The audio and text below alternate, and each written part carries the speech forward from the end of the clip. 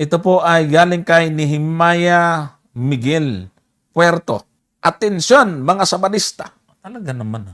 Ang parurusahan po na kumain ng baboy ay yung nagtatago sa likod ng halamanan at di sinabi pati yung hayagan na kumakain. Saya 66:17. Ang kumakain ng baboy ng patago ay ang mga Ten Commandments keeper at Saturday keeper na nagbanal-banalan at nagmamalinis. Pambira, mali mag-isip ito si Nehemias Miguel Puerto. Pati nga yung patago, parusahan, yung panghayagan. Ano ba namang klaseng interpretation yan, kapatid? So nakabase pala ang parusa ng Panginoon doon sa kung saan ka lumabag. Ibig mo ba sabihin yung pumatay ng patago, parusahan, ang pumatay ng hayagan ay ligtas? Ikaw naman, no. Huwag ganun yung takbo ng ating isip, kapatid. Huwag. Dahil lang sa katutulho natin sa katotohanan, akala naman natin lulusot, nagiging katawa-tawa ho tuloy ang ating argument. Isipin mo, sabi mo dyan, ang kumakain ng baboy ng patago ay ang mga Ten Commandments keeper. Di parang sinabi mo na ikaw, hindi Ten Commandments keeper, ligtas ka. Nayabag na, sabi ng mga Bisaya. Naunsa. Naunsa ka ba, Brad? Ano ba nangyari sa'yo? Na ang parusa pala ng Diyos ay kapag ginawa mo ng patago. Kaya para hindi ka parusahan ng Diyos, kailangan hayagan mong gawin. Naloko na. Mga kapatid, ano na ba ang nangyari sa ating mundo? Nagkabalibalintong na ho yung katuwiran ng mga kapatid. So, sana makatulong tayo sa Brother Nehemiah. Ganda pa naman din ang pangalan mo. Pangalang propeta Nehemiah. Tapos Miguel, pangalang Anghel Puerto. So kapatid, hindi po ganun ang pag-aaral ng salita ng Diyos, ha? Paati-atensyon sa Sabadista ka pa, mali naman. So kapatid, parang kaniso kasi ang gusto niyang mangyari. Binanggit niya yung Ten Commandments, di mangalunya ka, wag kang patago. Kasi parurusahan ka. Sana kung hindi mo nalagay dyan yung Ten Commandments, pwede ka pang hindi mapuruhan. Mapupuruhan ka talaga Ibig sabihin, pag nangalunya si Nehemiah Miguel Puerto, hayagan para hindi siya parusahan. Kailangan hindi pa sikrito. Ikwento mo sa asawa mo para ligtas ka. Hindi ka parusahan. Pagka ikaw ay nagsinungaling, sabihin mo na rin ang totoo para hindi ka managot sa Panginoon. Ganon ba yon, mga kapatid? Yun nga lang. Pag nagnakaw ka ng hayagan, baka mapatay ka. Isipin mo, harap-harapan agawin mo yung hindi iyo. Kasi ayaw mo nang ipatago, parurusahan ka Dinala mo lang sa baboy. Hindi po pwede yan sa amin. Hindi uubra yun. Kapatid, maniwala ka. Yung mga ganyang katawiran ay lilitaw at lilitaw na mali.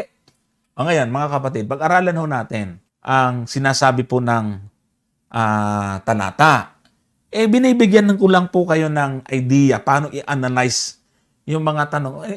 Sabi nga namin lagi ni Brother Gomer dito pagka kayo nagtanong, mas maganda na po na huwag niyong haluan ng angas ba. Itanong, katulad nung tanong kanina, yung doon sa kaluluwa, sa Apokalipsis, di ba ang ganda? Pero yung atensyon sa Sabadista, tika muna. Kailangan ipamukha din natin sa mga tao na hindi ho dapat natin ipagmalaki yung mali po nating interpretation. Pag-aralan natin. Ano ba ang ibig sabihin ng sinasabi sa Isaias 66:17? Simulan nga po muna natin sa 15. Ito. Brother Nehemiah Miguel Puerto. Ito ang talata. Sapagkat narito ang Panginoon ay darating na may apoy at ang kanyang mga karo ay magiging parang ipo-ipo upang igawad ang kanyang galit na may kapusukan at ang kanyang saway na may ningas ng apoy. Pansinin mo kapatid ito ay konteksto ng 17, darating ang Panginoon, may apoy. Ewan ko kung paano may apoy, yung nagtago tuloy ang nasunog. At yung hayagan, hindi tinabla ng apoy. Pambihira. 17. Ano sabi sa 17? Talatang 17. Silang 16 pala. Tumalon na kagad. Madali Sapagkat sa pamamagitan ng apoy makikipagpunyagi ang Panginoon at sa pamamagitan ng kanyang tabak sa lahat ng mga tao. At ang mapapatay ng Panginoon ay magiging marami. O, tingnan nyo ha, yung hatol ng Panginoon sa kanyang pagdating, makikipagpunyagi sa pamamagitan ng kanyang tabak sa mga tao. At ang mapapatay ng Panginoon ay magiging marami. Sabi mo, yung nagtatago lang papatayin. Alin ba ang mas marami? Yung kumakain ng patago o kumakain ng hayagan? O, kita mo na. O, di ba? Mali na, kaagad. O, ngayon, sa 17, yun ay binasahon natin na sinasabi po, ay binanggit nyo.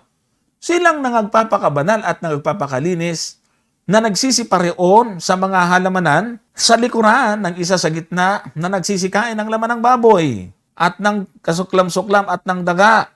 Sila'y darating sa isang wakas na magkakasama, sabi ng Panginoon. Bakit dyan ka lang doon sa nagpapakalinis, nagsisiparoon sa mga halamanan, sa likuran ng isa sa gitna, at kumakain ng baboy? Nakalimutan mo na yung unang 2 talata. Hindi po ganyan ang pag-aaral. Kung gusto mong kumain ng baboy, hala sige, huwag mo na lang pong pakialaman ng mali ang meaning ng Biblia. Tuloy mo lang kain. Magkakaalaman. Pero ano po ang ibig sabihin yan? Bakit binabanggit ho yan? Na silang nagpapakabanal at nagpapakalinis. Sino po ba yung nagpapakabanal at nagpapakalinis? Sabi mo yung 10 Commandments keeper, dito, yung kumakain ng baboy. Binaliktad mo, sabi mo rito sa tanong mo, sino ba yung sino yung mga yan? Ang kumakain ng baboy ng patago ay ang 10 Commandments keeper at Saturday keeper na nagbanal-banalan at nagmamalinis. Hindi ho kami nagmamalinis.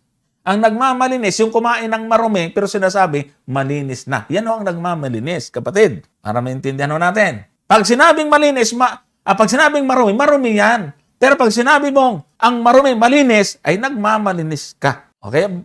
Puro baliktad Lumumalandra lahat. Ngayon, ano ba sabi ng mga scholar? Bakit binanggit ho rito yung sa kalikuran? Yung kumakain doon sa likuran ng isa sa gitna na kumakain ng baboy. Ano pang ibig sabihin doon? Na may halamanan, may kahoy. Kasi yung English po kasi niyan, ilagay mo nga sa King James yan. Ang sabi po kasi ng King James dyan, they that sanctify themselves and purify themselves in the gardens behind one tree, in the midst, eating swine flesh.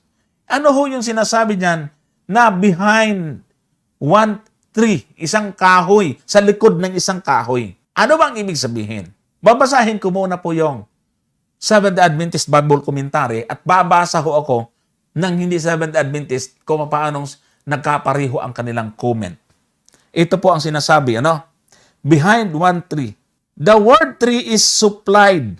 Sabihin, kung pag-aralan talaga natin, wala ho dyan sa original. Okay, granting the reference may be to some abominable and revolting object of worship. Yung Hebrew, akad, na one is masculine in the common Hebrew text, but feminine in several manuscripts, among which are both Dead Sea Scroll of Isaiah. It remains uncertain to what the one refers. So, sa patas na pag-aaral ng Seventh-day Adventist, originally speaking, wala talaga sa Hebrew.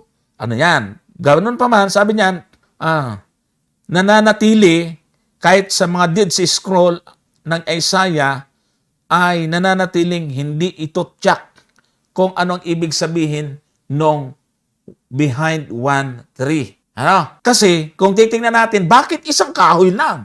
Pag sinabing isa lang pinagtataguan, may ibig sabihin. At ito po ngayon ang paliwanag ng aklat na The Bible Knowledge Commentary and Exposition of Scriptures, Volume 1, ay ganito ang ibig sabihin. Ang comment niya dito sa chapter 66, verse 14 to 18, when God restores His people to to Jerusalem in the millennium. They will rejoice and prosper, but on his and her enemies he will swoop down in judgment like a fire, and a whirlwind to slay them. This judgment will be fair because of their abominations, worshipping in idolatrous gardens, and eating ceremonially unclean animals such as pigs. Yon.